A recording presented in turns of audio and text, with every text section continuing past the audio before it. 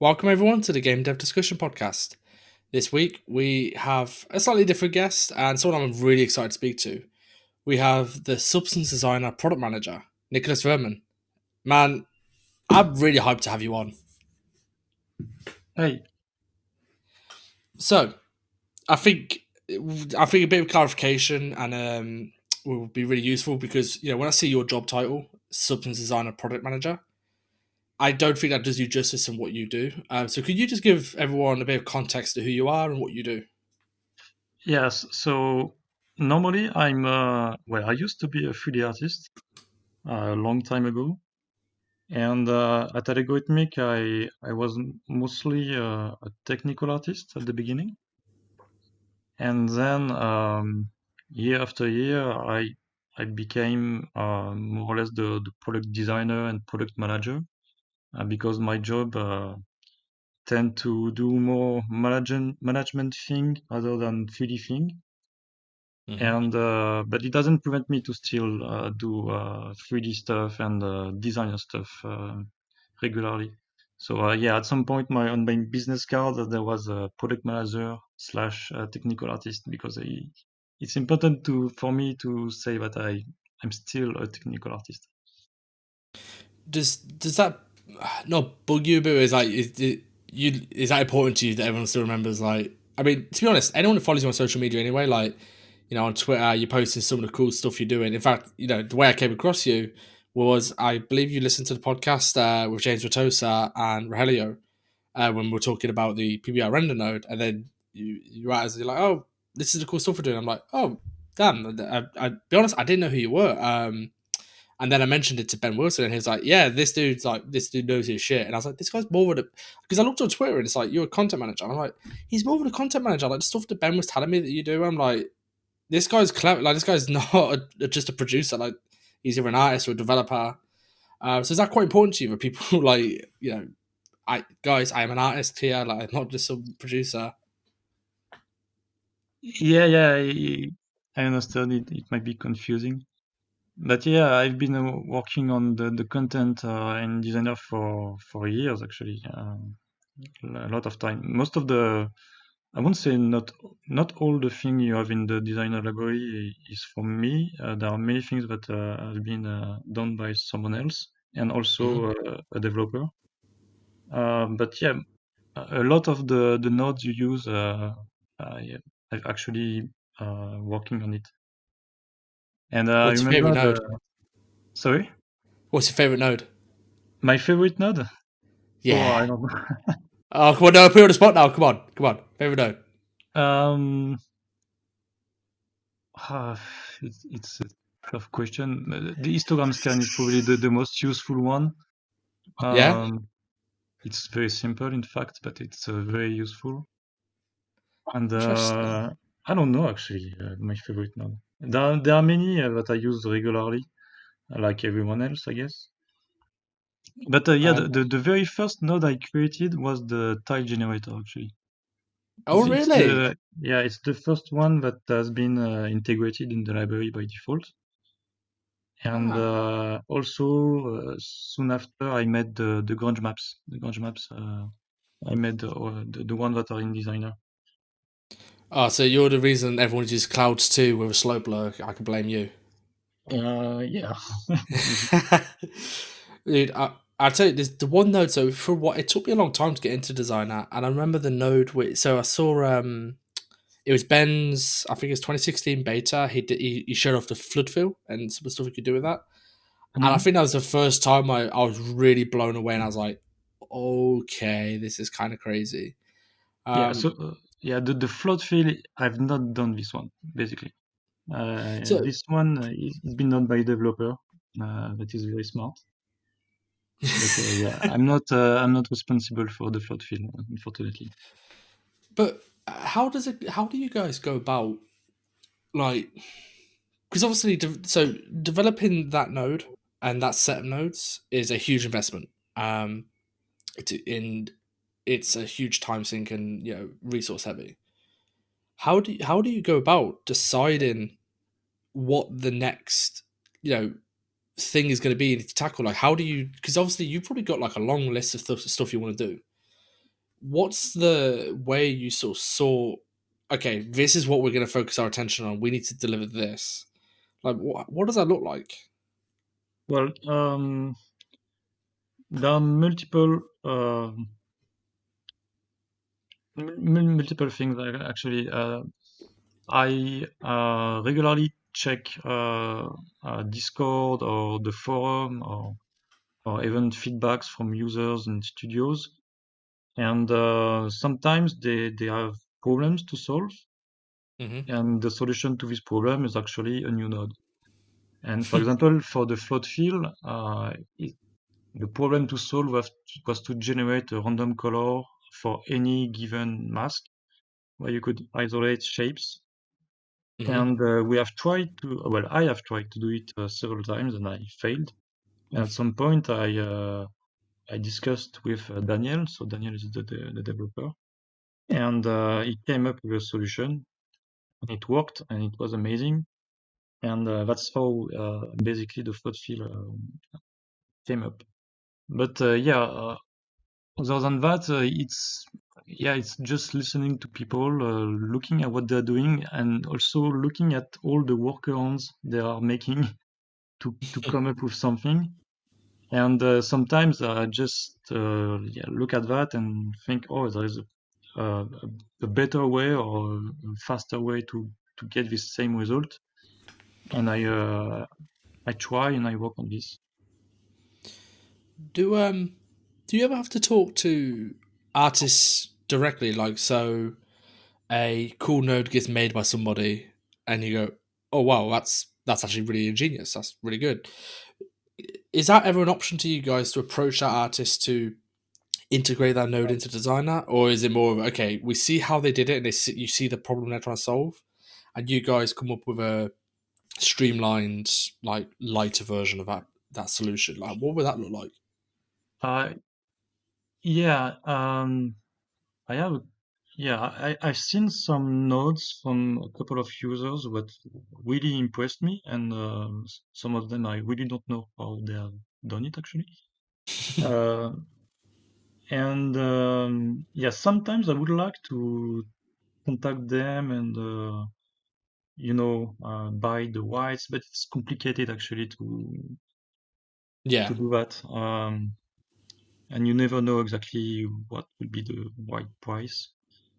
So, Hmm. and also sometimes you are kind of disappointed by the way they have made it, in the sense that it's not very optimized. Yeah. So, yeah, sometimes I think when we see a cool thing, we try to implement it our way, Hmm. because there is a higher probability that it will be faster than the solution from the user. And yeah, it happens regularly. But as far as I know, we have never integrated something done by an external person. That's fair enough. Is this an interesting point in terms of there's some cool stuff people make, and I'm like, oh, that's it catches your eye. Like, I mean, for example, I found it quite insightful watching Ben's Candy Shop where he showed how he created the color variation node. And it's Yeah. like, it's not just a couple of nodes glued together. Like, he goes down into like the algorithm underneath. And I see that stuff and I'm like, yeah, somebody far cleverer than me can do this. Um, one one thing I don't really know how to phrase this. Wow. Is there something you've done recently? So I'm going to use the PBR node as an example. For me, as a production artist, that is a big game changer. I was already leaning away from Marmoset anyway. Using Unreal and stuff for renders. And then I saw this node and like I was like, oh, okay, this is almost there to like that's it. I don't need Marmoset anymore for my materials. And then you posted on socials with the whole like the highlighting a part of the HDRI to capture a render. And I was like, okay, that's it. I don't need Marmoset anymore. Like, what's the most recent thing for you personally? Because you're an artist yourself. What's the most recent thing that sort of made you go, "This was big. This felt big." Um, Well, the PBR render node is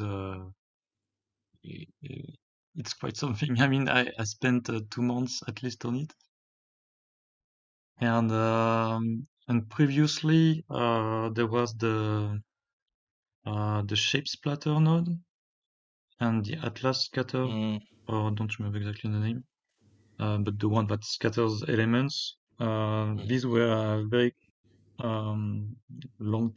I mean, it was very long to make, and yeah, these were the most complicated fix I've done, I think.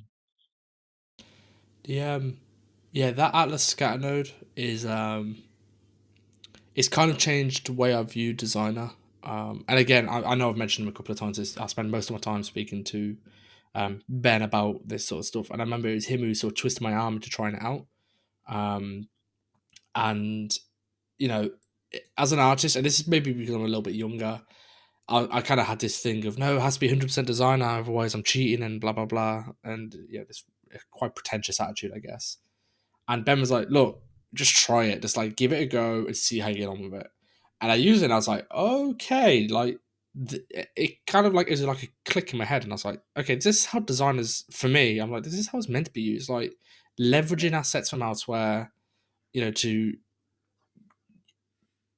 create the best possible content, whether that's, atlases from Alchemist or wherever. But like that Atlas node, I think that was a big shift for me in terms of how I perceive design and how I want to use it.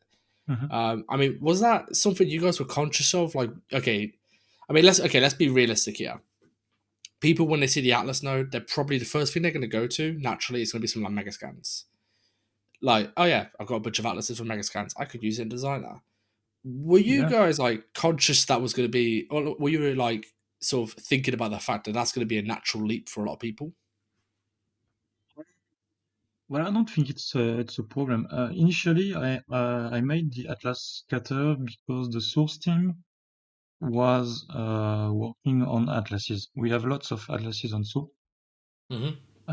It's probably not as well known as Megascan, but yeah, they were working on this atlases batch, and it made sense to make this filter at the time.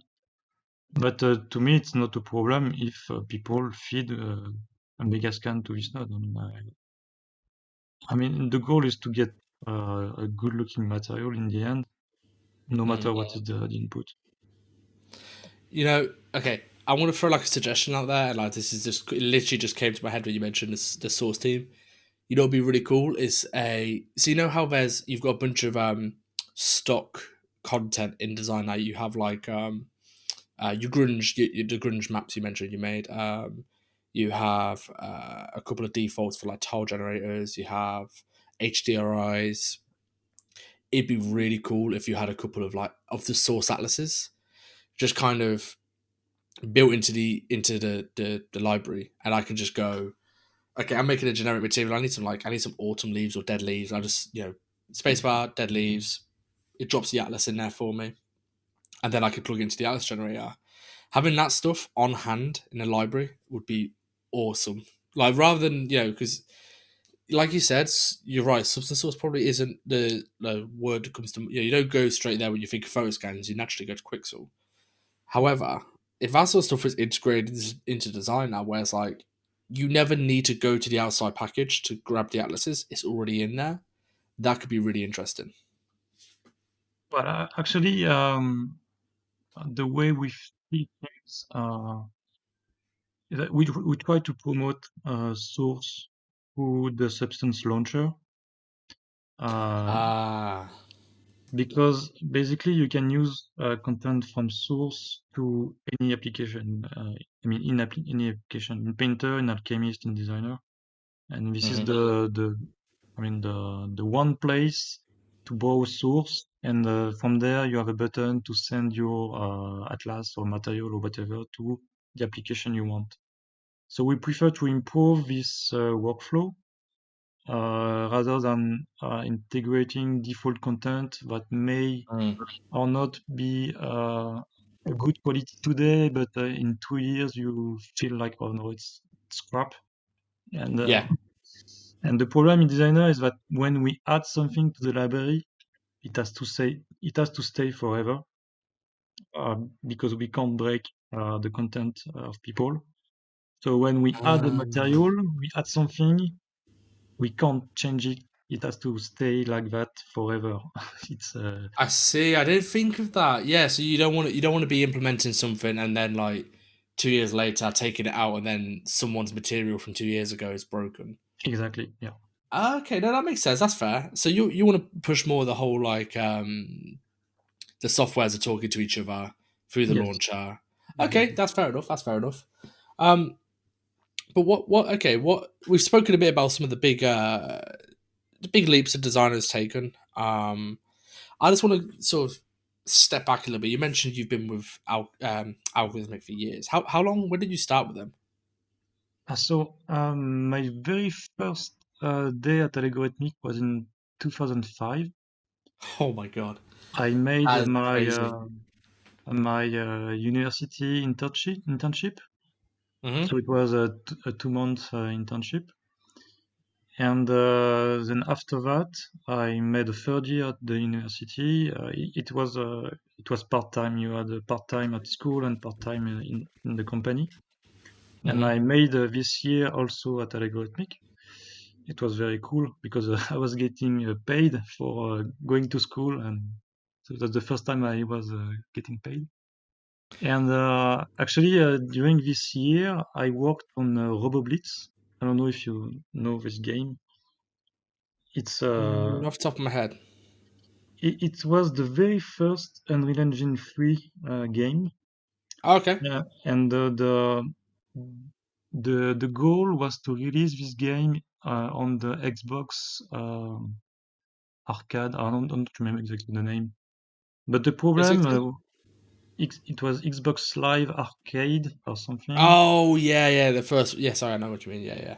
and there was a huge constraint. The game has to fit in 50 megabytes,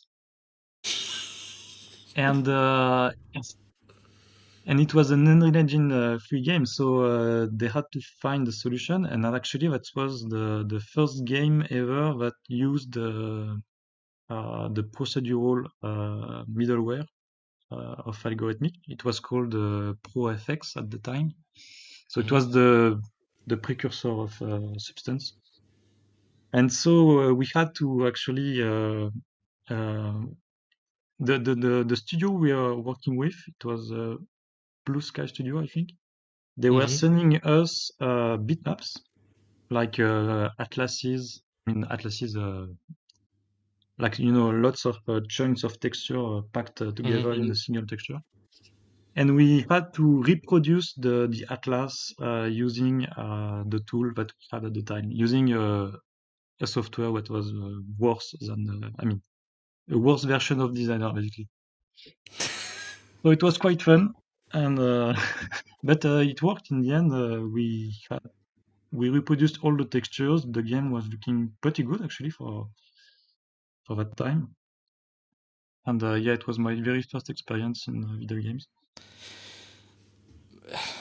So I mean, I bet it's been crazy then. Like you've grown with algorithmic as substance K. So as PBRs come along and become mainstream, and like you've been there for all of this. Yeah. Like, at what point was there a tipping point where you're like, holy shit, we are the software? Like, let's be realistic here. Painter and designer like are both the premier. Like, if you want to texture an asset, you use Painter. If you're going to make a material, you start with designer. Was there a tipping point where you were like aware, where you're like, oh shit, we are the software, we are the guys? Were you aware of that? Um, no, no, not at all. I mean, it took a very long time before we actually started to to feel that people were using the software. I mean, between my first day at Algorithmic and this time, I mean, it was around 2010, 14, I guess, where it started to really, I mean, people started to use our software. I think I mean, the key moment, one of the key moment was Naughty Dog, Yeah. um, because they decided to base their entire workflow, texturing workflow for Uncharted 4 on Designer. Mhm. Painter did not exist at the time. And it was complicated for us because at the same moment, approximately, we were starting to visit studios a lot to try to sell Designer because we only had Mhm. Designer. And we knew that Naughty Dog was using it, but we could not say it officially because the game was not released. But it would have been a very nice selling point because it's Naughty Dog. So it was very hard to sell Designer, showing them stuff that was completely different from Photoshop and the other stuff they were using. And when Uncharted 4 was released, finally we could say, look, it's made with Designer, in part, but a lot with Designer, and you can make good-looking things with Designer. Yeah, because I can remember like when I followed Rogelio way back then, and it was like I knew him up to that point as the ZBrush guy. If I wanted to like follow how to make textures in ZBrush on like brick walls and like cement, all them interesting textures, he was the guy. And then suddenly you start seeing like these cylinders, and I was like, oh, okay, this is interesting, and like in the map balls, and it's like, oh, okay, this is an interesting tool. Okay, you made it like that. Oh, okay, that's an odd way of doing it. And yeah, I do remember like from then on, like Naughty Dog and himself like were big markers in showing what you could do, especially since he had the credibility already of everyone knew him anyway for like the ZBrush traditional workflow. It was crazy to see that. There's one thing I do want to touch on. 'Cause you mentioned you had designer at the time. Do you think it's interesting because I know a lot of artists who don't really like using designer. They're all like they're props artists and they only stay in painter. Yeah. And now, correct me if I'm wrong, but like most of Painter is built off the back of Designer. It's built off the stuff you do in Designer. It's just been wrapped in a new skin in Painter. And I've spent a lot of time talking to Ben Michael Kinsey as well. Was really good. He helped a lot with Decagon, kind of creating really good tools in Designer, and then in Painter you leverage them tools. Um, is do you, is there something to be said that it's kind of like Painter you always want to understand designer as well as painter because painter's built on the back of designer. Is that fair to say? Um, in part, yes. I-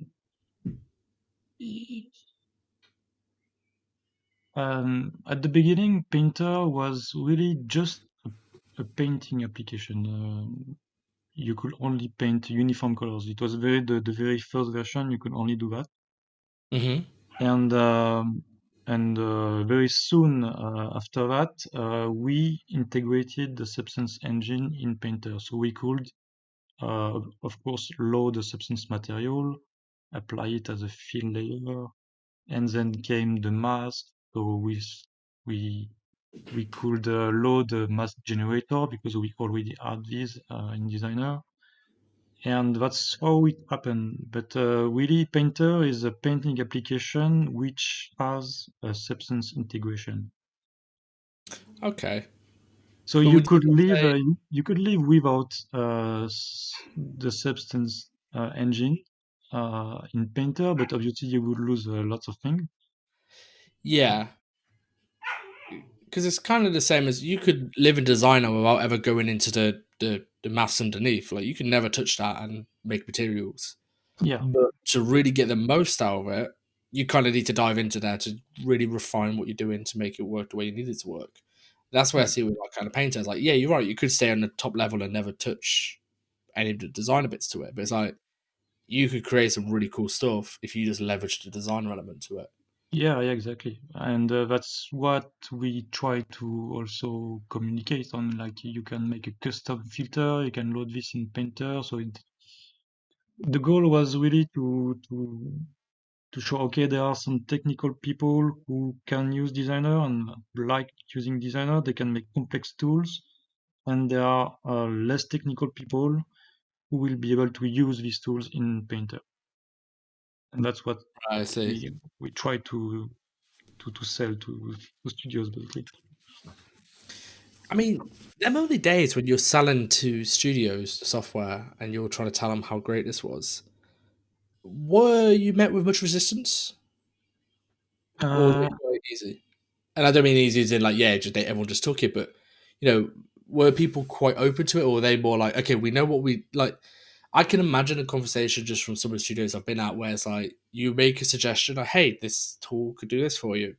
Our tool's fine. We know how to do it. Everyone's trained in it. We don't need something else. Like, what was that like? That initial days of pitching designer. well, at the beginning, it was very hard actually because it was really new, very different, very technical. So there was when we go to a studio, we really don't know who we have in the audience. Sometimes there are one, two people, sometimes there are 10. And Mm-hmm. we never know if there is at least one technical guy who will understand what we are going to show. But it was approximately at the same moment PBR came up, and that there was a need for textures that could not be made using simple photographs. Like you had to have a proper albedo, you had to create a roughness map, you had to have consistency with all your materials. And so it was approximately at this moment where the existing workflow could not work anymore, and that's what we try to explain to studios. Look, you have made one material, you can really quickly make variation and very quickly get consistency, this kind of stuff, and that's how we try to sell designer. And but then when Painter came, it was a lot easier because we knew that now there are many more people in the audience that may be interested because it's a layer-based application. It looks a lot simpler. It was a lot easier to sell than designer. Okay, so you one thing you make an interesting point there that it was around the time of PBR. Um, this is kind of okay. I know in the past few podcasts I've talked about UE5 a bit, and the only reason I'm really interested in, and I'm glad that you're a technical guy because I feel like you guys are far better equipped to talk about this than someone like me who's just a scrub who makes pretty things. Like I don't understand how most of this stuff works. I'm very ignorant to this. Now, like you said, designer came around at PBR time. There was this big monumental shift in the industry, Mm. um, and everyone had to get on the train or be left behind. Um, are we coming up to this again? Another big shift in the industry? I don't know. I just see UE5 has come along and it's thrown all these big buzzwords at us, and I don't know. I just see parallels between the PBR shift where it's like, okay, things are going to change with this new tech coming out. Now, from your personal, completely independent of algorithmic and design and all that kind of stuff, just as an artist and a tech guy, Yeah. what do you think? Do you think we're about to experience a big shift in the industry again, or do you think it's a lot of what's the word buzzwords and public interest? Yeah, I think that, well, it's evolving all the time, and we adapt our workflow all the time. There are new techniques, new stuff coming every day. So yeah, it will change, and I think that in the near future, and there will be more stuff being done on the shader side rather than on the texture side because we need more resolution, more precision, and we just can't increase the texture resolution like going to a the GPU don't have enough memory for that anyway. So I think that we will, and we started to see that in some games like we have only base materials, and then we mix the base materials using the shader in the engine, Mm. using more complex shaders, because there is no other possibilities to get more precision. And also, I think that, um, yeah, as we have seen with the Unreal Engine 5 tech demo, more and more details will be directly done through the geometry and not through the texture. Like today, we are using some tricks like the parallax occlusion, stuff like Mm. that. It has some limitations and it doesn't work at all in VR, for example. So I think, yeah, we tend to get closer to the reality. In reality, there is only geometry, and details will go toward real polygons or whatever, but geometry, not just textures. That's that's the first time I've heard that take on it. When you mentioned about the shader stuff. So, to some understanding, right, you think we'll have base material. So, as a example, what's a really easy example which isn't already done? Um, like grass, rock, and like some rocks and some sand and mud. You think we're gonna go rather than blend these materials in designer and you have three variations that you vertex paint between? You think we're gonna go somewhere closer to you have the three base materials. So you have some rocks, and you have like mud, and you have like sand, and you have grass. And these are just base materials. Yeah, All the blending you'll do in the shader. So all the tools. So normally at the moment in designer, you'll do all your blending, high blends, and all these kinds of things, and and scatters. You think they'll take place in the shader, not in the actual texture maps? yeah. Well, we already do that today. I mean, we in some situations it's better to make the blending in the shader because you can use vertex paint, and you in some situations you already do that, but I think that we will do that even more, basically. Okay. Like you will only have a rust material and the metal material, and you will never have a texture that bakes the mix between the two, basically. Right, right, I get yeah. And you think because if your geometry, like poly counts being more and more a thing of the past, is that you will have the geo to vertex paint almost infinite detail. Like if you've got Yeah, all the verts there to paint with, it's like okay, we don't need to have masks to mask in the rust. We'll just go in and actually hand paint where the rust should be. You think we're leading more towards that? yeah. Okay, that's interesting. This is what I like to talk to tech guys, man. You throw some interesting ideas out there which I haven't thought of. From your point of view, what are you excited by? Like, so we talked about what the material side of stuff for UE5, or like just the future anyway. Just future designer, future of games, tech on the horizon. What actually excites you? And again, I'm talking purely like separate from your job at Algorithmic, just you as an artist. What excites you on the horizon? Um, well, there is ray tracing because I used to make renders using V-Ray, and finally having ray tracing effects real time is I find it very exciting. Mhm. Finally having reflections, refractions, and don't have to rely on complex techniques to get soft shadows or stuff like that. It's really a game changer for me. Um, so yeah, I see that the quality we get in real time gets closer and closer to what we used to have, and what we have today using offline renderers. Mhm.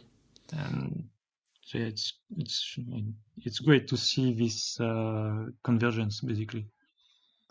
And you don't think it's going to be a flash in the pan? You think ray tracing will be here to stay, and it isn't going to be like a fad type thing which just fades away? Because at the moment the tech is quite, it's like for example to get ray tracing on in Unreal Engine, there's a little bit of configuration to get it working and getting it playing nicely. Um, do you think it's going to really get itself established where it is just the way you do light? At the moment we talk about um, in Unreal Engine we say okay, are you lighting dynamically or are you doing baked? And they're like just the two staples. We don't really talk past that. Yeah. Do you think it's going to be like, are you doing it ray trace or are you doing it baked? And that's going to become the conversation. Do you think we're going to get there?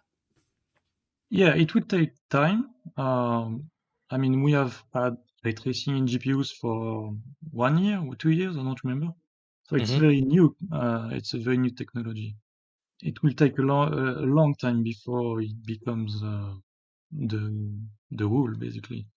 But I think it will stay.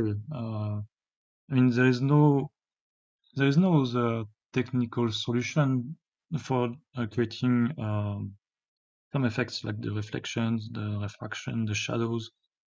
At some point, it's way easier to just use ray tracing rather than using the complex techniques that we use today for creating special effects. You can code a ray tracer in a few hundreds line of code. It's very simple. At some point, it's the easiest solution. And Mm. if the GPUs are powerful enough, you you don't care. I mean, you want precise, accurate shadows, you will use ray tracing. Oh, that's terrifying and exciting at the same time. I But have. I think it will make the life of artists a lot easier because it's like PBR. Okay, it's difficult at the beginning because you have to think in a different manner, you have to create things in a different way, but in the end, it's a lot simpler. Uh, you really have less questions to ask yourself. Yeah, and I suppose it's also like, that's the thing that I've seen with, that's the thing that's got me excited from UB5 is just that I think a lot of the annoying, tedious things we have to do are just gonna be solved by software stuff like say PBR solves a lot of stuff for us. And although there's a learning curve for that, it's it's kind of like short term sacrifice for long term games. Yeah. Um, I suppose there's one thing I have been meaning. So we're just going to come back to some leapfrogging around a little bit here. That the UB5 thing is a bit of a tangent. Um, there's one question I have for you, and I know you pay attention to the community. I know you pay attention to what people are doing and how they do things. Um, you know designer probably better than most people, the majority of people. Um, are there anything? Is there any hidden little things in designer which you notice people don't use? Now, I've had multiple occasions where I'm like, I'm trying to do something and I'm really struggling, and I ask a couple of colleagues, and they're like, "Oh, dude, there's a node for that. Like, you literally just do that, that, that, and then it does it for you." And I'm like, I've been bashing my head against a brick wall for the past day trying to fix this, and there's a node that does it all for me.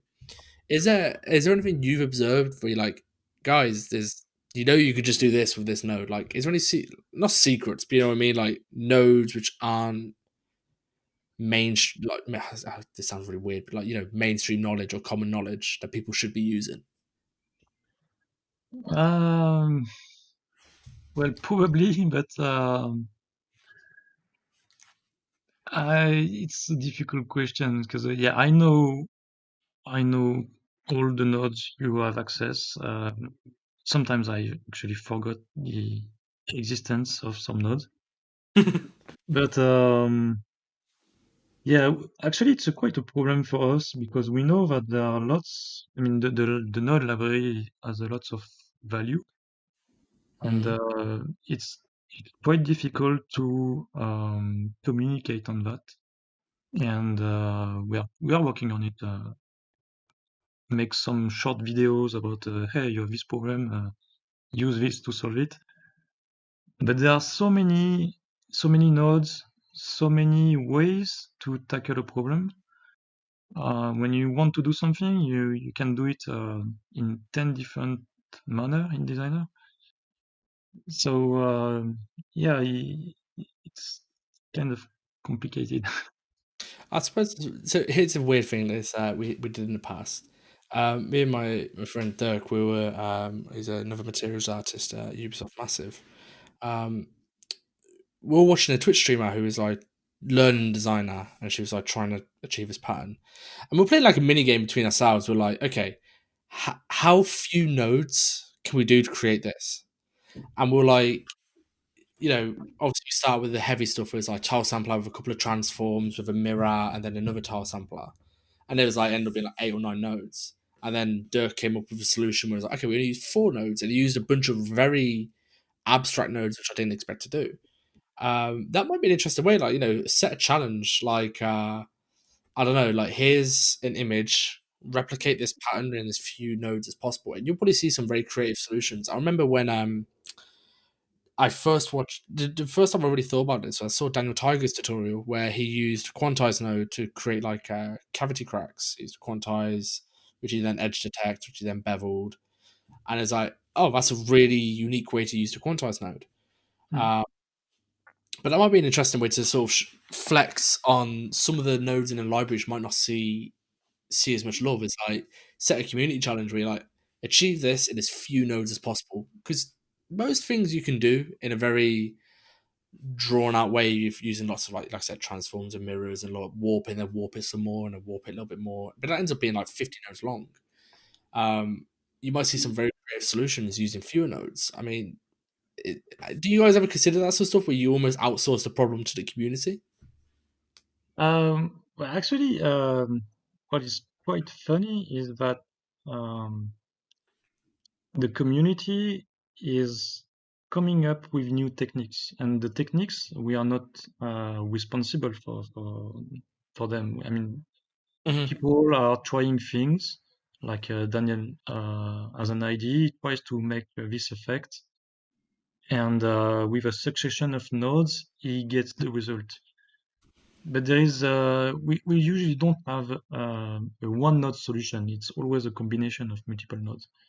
And like the slow blur, if you take the slow blur, it was not made for uh, the effect that we use it for today.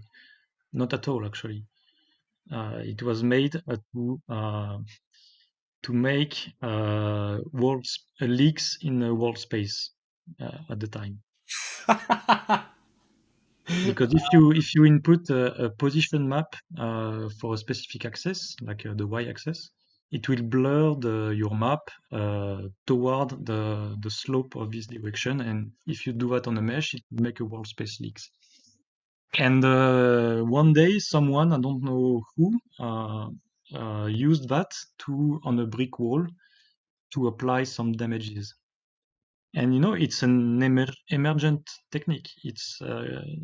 We did not know we could do that with the slow blur. So I think it's very interesting.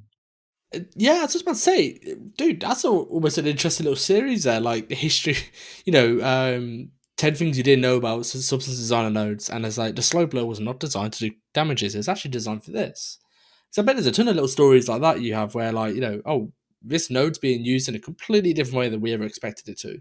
We actually wanted it to be used like this. And it might actually enlighten a few people in terms of, like, hey, because, like I said, the quantize node when he showed it in his tutorial, no one ever thought to use a node like that.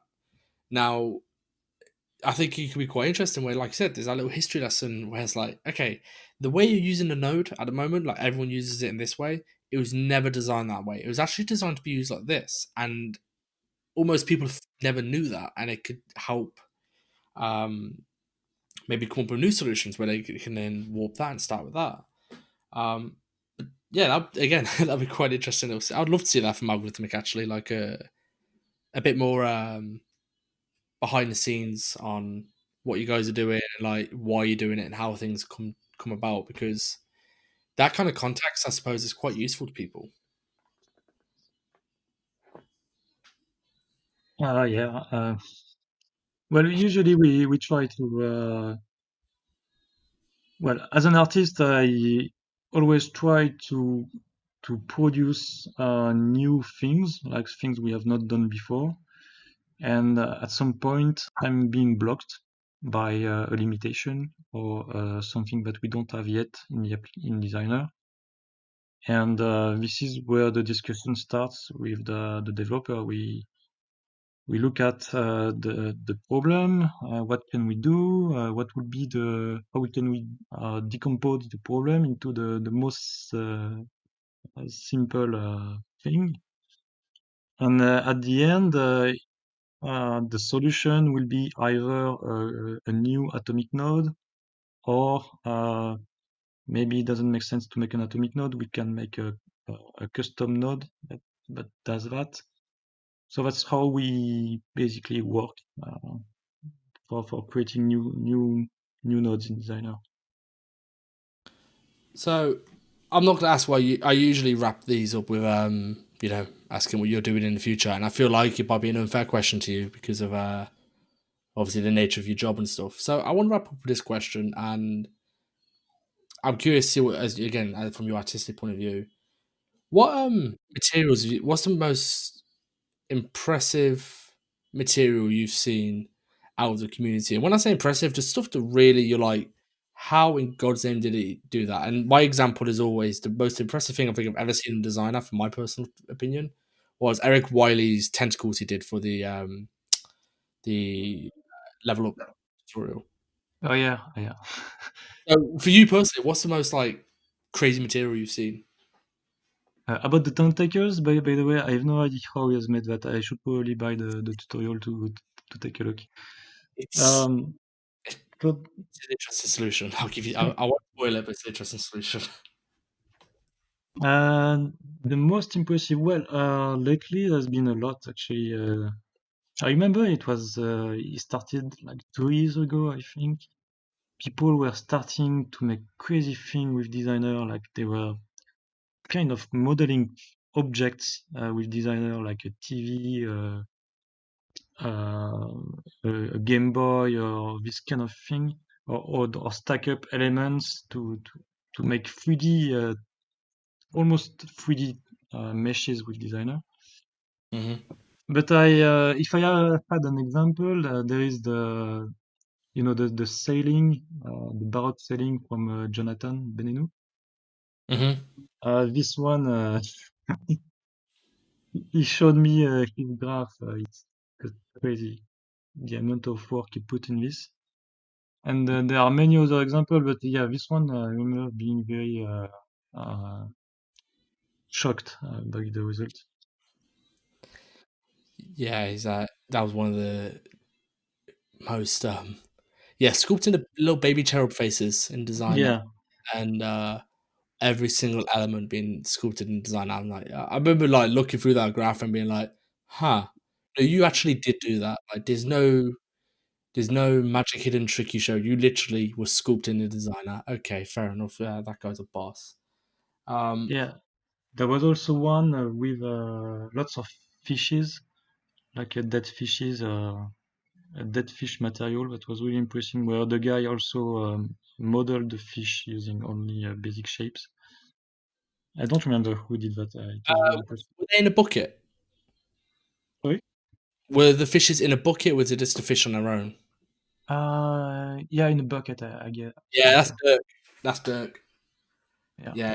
Yeah, he's one like he's only recently started massive, but he's one of the stronger material artists in the industry. Mm. Uh, but Nicholas, man, we've got to wrap up. I really appreciate taking the time to talk because this has been really useful for myself just speaking to you and getting your perspective on things. It's been really sort of, I don't want to say enlightening because it sounds pretentious, but you know what I mean. Like it's been very helpful. Mhm. I think it's going to be really good for people to hear, your perspective on things. So thank you for taking the time. It means a great deal. Well, Uh, thank you. Everybody's listening. Please remember to, you do the normal spiel, like, follow, subscribe. All of this kind of stuff really helps the podcast grow, and it means the more that it grows, the more people will listen, the more people will get to learn from some of the great things that people like Nicholas have to say. But I'll catch you next week, guys. It'll be next Thursday for our second episode of the Insert Topic. But catch you next week, guys.